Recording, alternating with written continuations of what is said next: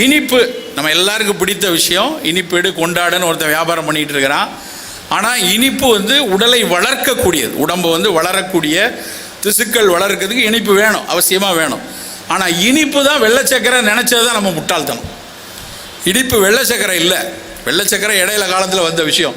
வந்தாண்டையிலிருந்து அதை வந்து பெருவாரியான மக்கள் வந்து அது வேணான்னு சொல்லிட்டு காந்தி கூட சொல்லியிருக்கார். நல்லா தான் இருக்குது, ஏதோ இண்டஸ்ட்ரி பண்ணி கொண்டு வரீங்க. அப்போ அதுக்கு பேர் சில பேர் புழக்கத்தில் சொல்லுவாங்க அஸ்கா அப்படிம்பாங்க. அது பேர், அந்த அஸ்காங்கிற பேர் எப்படி வந்து தெரியுமா? அஸ்காங்கிறது கம்பெனி பேர். பீகாரில் உள்ள ஒரு நிறுவனம் வந்து முதல்ல அஸ்கான்னு ஒரு கம்பெனி தான் வெள்ளை சக்கரை கொண்டு வந்தான்.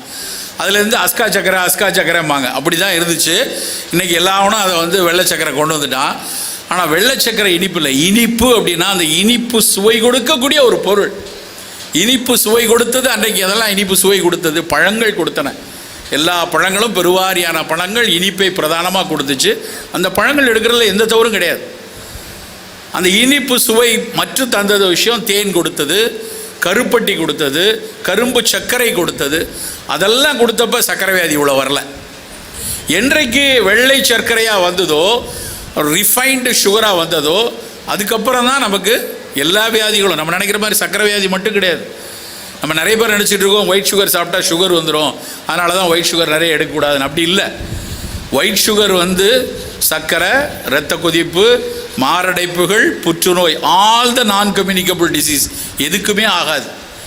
எப்போ அதை நிறுத்தலாம்? 35-40 வயசுக்கு மேலேயே தேவையில்லை. வெள்ளை சர்க்கரையை முழுமையாக விளக்கலாம்.